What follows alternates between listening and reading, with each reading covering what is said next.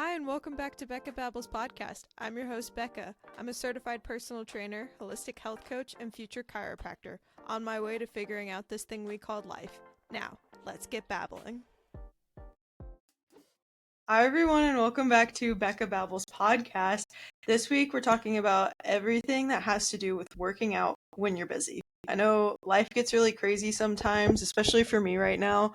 I am in clinic, which is super exciting, but my schedule's all over the place. I've got classes still, even though I'm still in clinic. I have my tutoring job and I've got events I have to go to. I've got projects to work on. And then it's like, where does my fitness come into play?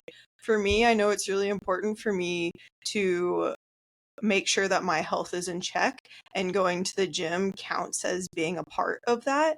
And when my health is in check, typically most everything else starts to fall in line, because my personal motto is if you don't have your health, you don't have anything else. So making sure that I make time for going to the gym is really important to me. But I was talking with a few of my friends and they're just like, it's really hard for me to get a workout in. And I don't understand how you've been able to stay so consistent throughout chiropractic school and being able to go to the gym and stay in shape. And I wanted to give you the rundown of what my personal fitness looks like, but then also realize that what my fitness looks like right now doesn't have to be yours. But staying consistent is the most important when it comes to being busy and trying to stay healthy. So most people think staying healthy and going to the gym looks like 5 to 7 days a week of going to the gym, being in that perfect Lululemon or Gymshark outfit, and having their favorite pre-workout. And I'm going to be completely realistic with you. I'm not even near that.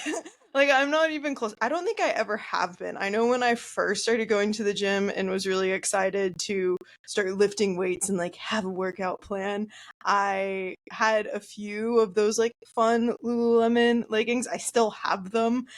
And because we know how expensive those Lululemon leggings are, and I'm definitely going to get every single use that I can out of them.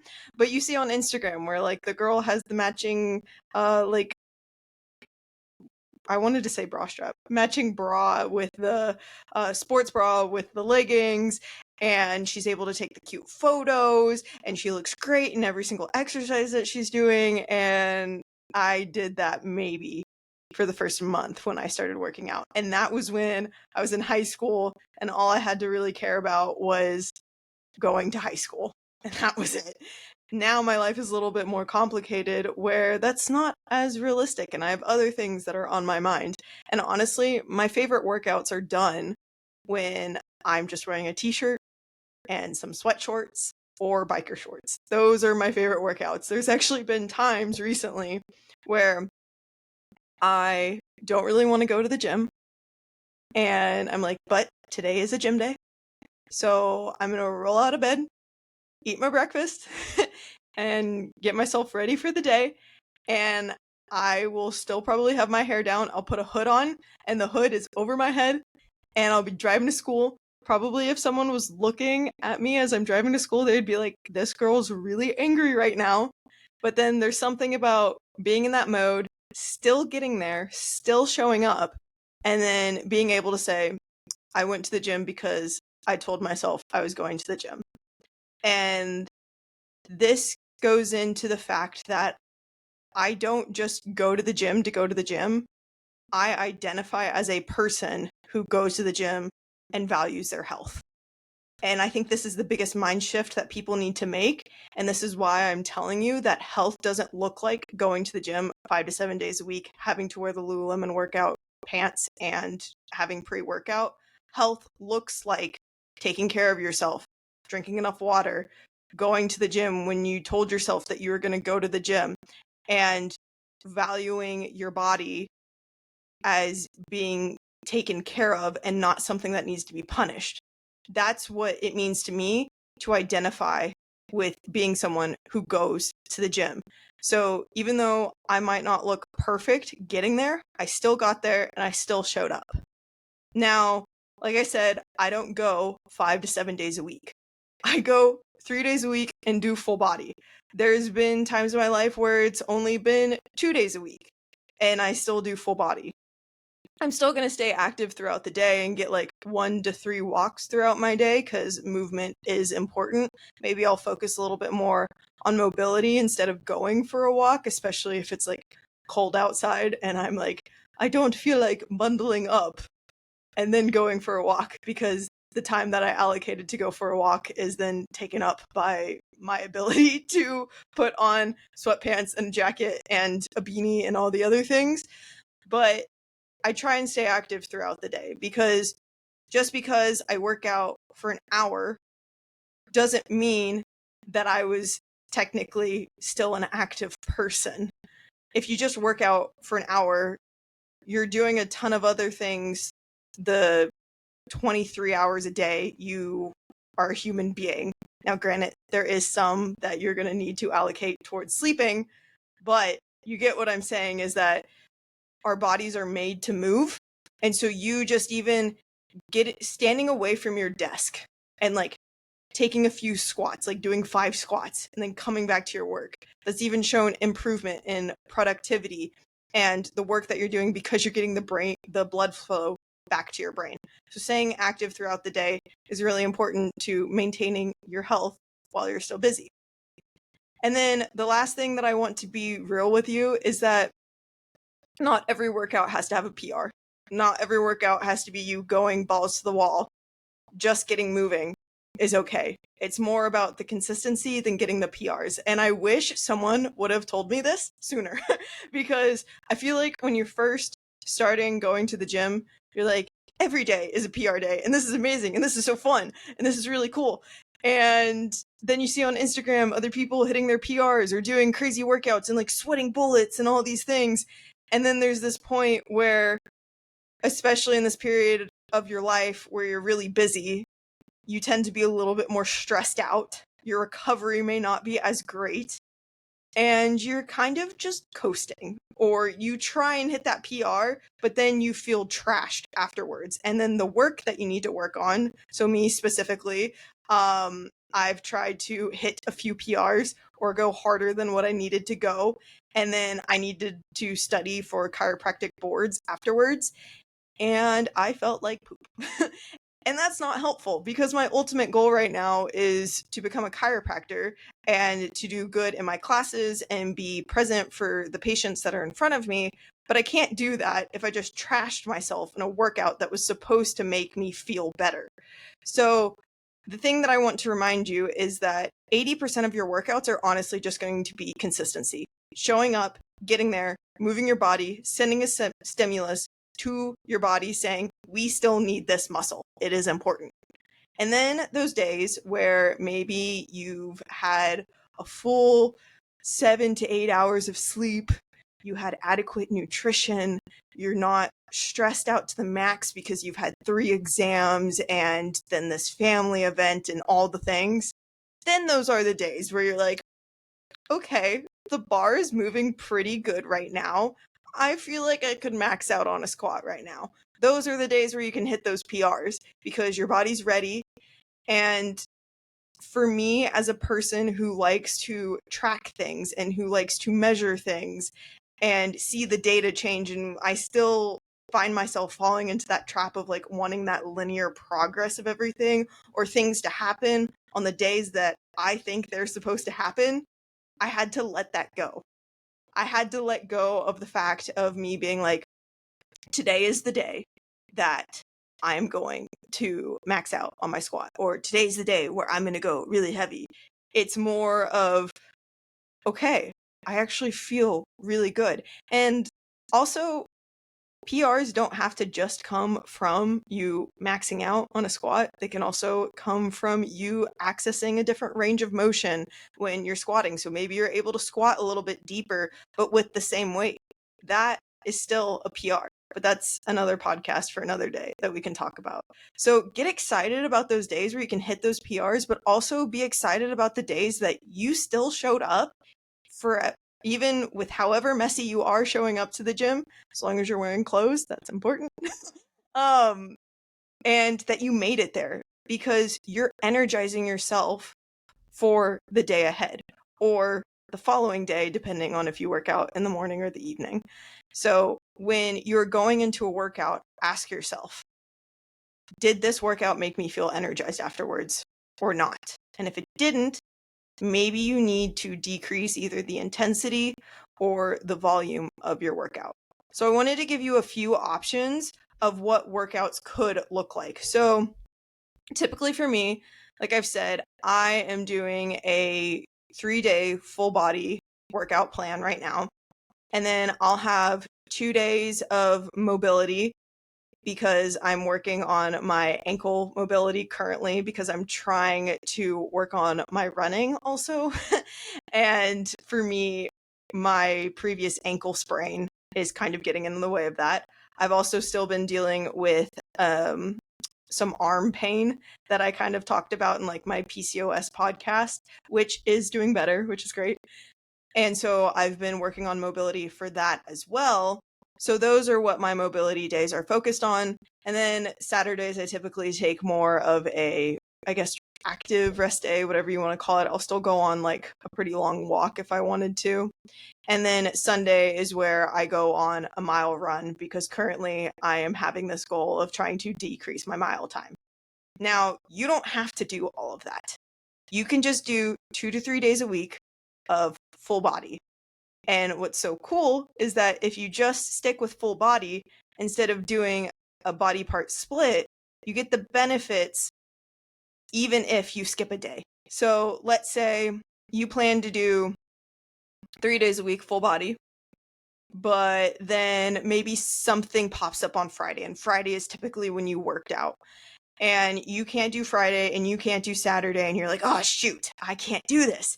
And the great part is with full body workouts, you have still hit every single body part that needed to be hit because, like the word says, full body, you've hit the full body.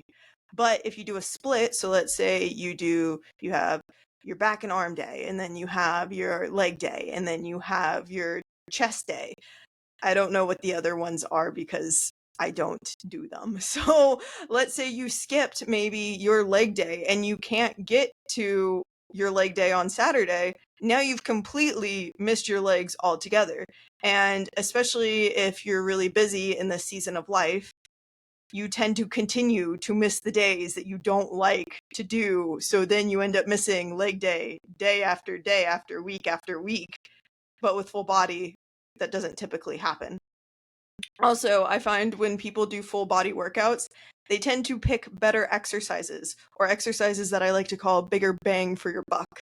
So doing things like compound movements where you're doing push-ups and you're doing barbell squats or goblet squats and deadlifts and overhead press, things like that that incorporate multiple muscles in an exercise, you're going to get more out of it than just doing like tricep pull downs or bicep curls. Like they have their place, but if you're crunched on time, which typically happens when you're busier, and you still want to send the stimulus to your body to build muscle, you're gonna need to do the exercises that are worth more for a shorter period of time. So that's why I lean more towards full body. But I want to circle back to the fact of you don't have to do the plan that I'm doing right now. Where if you just worked out 2 to 3 days a week, full body, and then stayed active throughout your day, you're doing a pretty good job, especially in this season of life. But here's another thing, is you don't always have to follow the plan workout that you did. You can change it up. So for me, on the days where I'm like, I don't want to go to the gym, like it's pulling teeth to get myself to roll out of that bed and want to go, this is what I tell myself. I literally just say, I love doing, it's funny, I like deadlifts more because I am better at them, but to get myself to the gym, I tell myself that I'm going to go and work on squatting because I want to get better at my barbell back squat. So I tell myself, okay, all I just have to do is 3 to 4 sets of my favorite exercise, which for me would be a squat, a barbell squat. And then the days where I find myself making the excuses of not wanting to go to the gym or that I'm so busy to do these things, when you only have to do 3 to 4 sets, it's like not that long. So if my mental capacity is like, I can't do a workout right now, I'm too tired. If I'm like, oh, I only have to do 3 to 4 sets of an exercise and that's only like 15, 20 minutes, that's not that long. So that gets me through that. But then B, I also, if I'm short on time, this works great because I'm still getting in the benefits of moving my body, hitting multiple muscle groups at the same time, and I still got some sort of movement in when those days happen when I'm super busy. So when you do something like this, make sure you're doing more of a compound exercise, because I've already stressed the importance of doing a compound exercise because you're going to be hitting multiple of those muscle groups. And when you tell yourself, I am only going to do 3 to 4 sets of this exercise, like be truthful, because there was a period of my life where I'd tell myself, oh yeah, I'd only do like 3 to 4 sets of this exercise and I'll quit. But then internally I was like, no, I still have to do my entire workout. Give yourself that grace of, if you do those 3 to 4 sets and you're like, yep, I'm done, I can't do this anymore, let yourself go. Because it might not be the perfect workout, but you got in there and you did what you told yourself that you were going to do, and you will stay consistent rather than just throwing away the entire workout altogether. You showed up, you did something, check, you did something great today. And when I allowed myself the opportunity to just only do 3 to 4 sets, then sometimes I'd do the full workout, but then sometimes I was like, yeah, no, I can't do the rest of this workout. So I'd let myself go. So give yourself that grace. The other option that you can do, which I've been trying to do more of recently, especially because of my ankle injury and trying to get better ankle dorsiflexion for my running, and also just like strengthen the on the side of my leg when to like help me with the running, and then also with my arm. I've been trying to do these more focusing more on either skills or mobility drills. So this could look like you just solely focusing on a Turkish getup. A Turkish getup is something I feel like more people are getting accustomed to working on or gaining more popularity, especially with the functional movement of everything, or it might just be the bubble that I'm in. If you don't know what a Turkish getup is, after this podcast, go and look it up. Finish listening to this podcast for sure. But it's a really great movement, especially for making sure when you fall when you're older, or if you fall when you're older, hopefully that doesn't happen, it strengthens the ability for you to get up off the floor. And strengthening your Turkish getup not only will help you with that later on when you get older, but it also helps you work on things like hip extension. And it helps you work on your core and also being able to move with your limbs as well. So it's a great movement to work on. But then what's also really cool is you don't have to do the full Turkish getup. You could just focus on certain parts. So the beginning part of the Turkish getup, where your legs are on the ground and one knee is bent and then one arm is bent and on the ground, and you're trying to push yourself up off the floor, that is a great movement for your shoulder. And honestly, I've been using that and working on the lowering down portion, or what some people would call the eccentric portion. I have been working on that to help with the shoulder issue that I've been dealing with. So it's a great movement altogether, and you can focus on strengthening certain parts of the movement, kind of like what you would do with a squat. If you wanted to strengthen your squat, sometimes people do isometrics at the different portions of the squat where they are the weakest. So that's one way that you could work on a skill. You could also do some kettlebell work. I had mentioned this in my Try 7 podcast, I think, where I was like, if you don't get obsessed with kettlebells after doing DMAX advanced rehab class, I feel like you are missing out, and you're not taking the hype that you needed from the class to actually work on it. And so I started working on some kettlebell work and messing around with those, because fitness should be an ever evolving thing. I feel like some people think that you always have to stick with the bodybuilding way of working out or powerlifting, but sometimes adding in something different like a kettlebell and learning a new skill can make fitness exciting again. And then lastly, like I said, working on those mobility drills. For me right now, it is my ankle and my arm. For you, it could be your hips, or it could be some neck pain that you're dealing with. So maybe you're working on some like neck mobilizations and stuff like that. And this will make you feel better, still get that blood flow and movement. Typically, I focus more on those days where like I didn't get really good sleep and I've been stressed continuously, and I'm just like, yeah, I don't even know if I could touch a barbell right now. And so that's when I typically focus on these. But um you could also really love working on those mobility drills or the Turkish get up, so go for it. But all three of those options are great options when you're just like, I'm having a really hard time even showing up at the gym. But I do want to highlight some reasons why it may be harder for you to go to the gym right now. Like I had mentioned, when we are typically busier, we're in a more stressful season of our life, and that can make it really hard to show up to the gym. But there may be other reasons that you aren't thinking of that is making it harder to go to the gym. So if you're not getting enough sleep or you don't have a great sleep routine, this can really hinder your motivation for going to the gym. I don't have to state all of the tens of thousands of studies about the impact of sleep on your brain and motivation, because I feel like we've probably heard it enough from Andrew Huberman and him saying how important sleep is for your brain. But just to emphasize even more, it's going, like, you not getting enough sleep is going to make everything harder.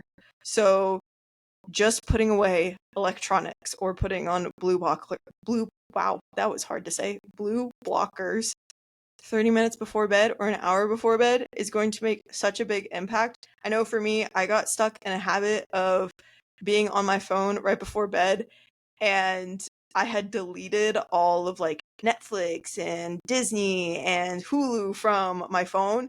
But then I found myself then going on YouTube and then just looking at the YouTube shorts instead. And I was like, this defeated the purpose of not being on my phone before bed. But when I actually finally put my phone on the other side of the room and grabbed a book, I woke up that next morning and I was like, wow, I feel really good. And then my aura ring was like, you got sleep of like a sleep score of 95. And I was like, huh, it's been a hot minute since this has happened. So it's crazy what happens when you actually create a sleep routine for yourself and don't go straight from work to your bed. So make sure you are at least separating an hour or 30 minutes between that. The other thing that may be making it harder for you to go to the gym is eating enough. Not eating enough is going to hinder not only your progress, but also make you feel really lethargic and not want to go to the gym. When you are super busy, you are having a lot of hormones being sent around that may make it harder for you to understand when you are hungry and when you are not. But that doesn't mean you shouldn't fuel yourself, especially if you're going and working out and you want to make some strength gains or you want to see some sort of progress. You're going to need to fuel for that progress. Your body can't make something out of nothing. So make sure you are hitting your protein. Make sure you're getting in enough healthy fats, especially from my females out there. Make sure you are getting in enough carbohydrates to fuel your body for your workout. Your body needs that energy to move those weights around in the gym and feel empowered. So no small meals here.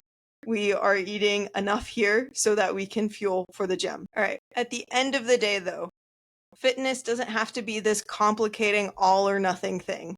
If you build routines and tell yourself, I am a person who goes and works out 2 days a week, I am a person who values my fitness, you will find that you will start making space even when things are hectic.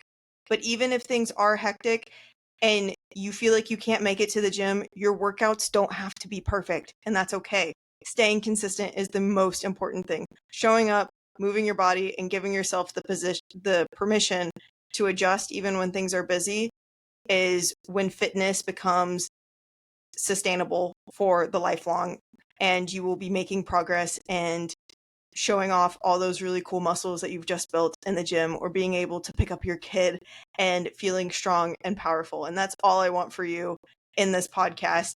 In my community, I want to create strong and empowered women here. So thank you so much for listening to this podcast today.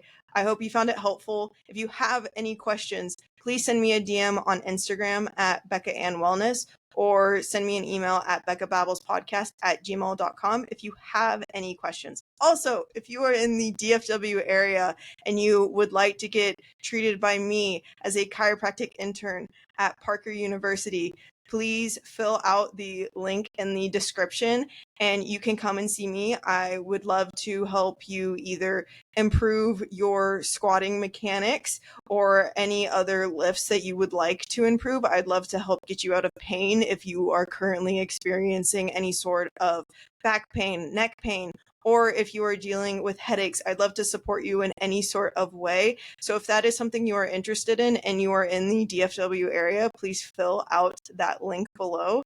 And with all that being said, I can't wait to babble with you next time.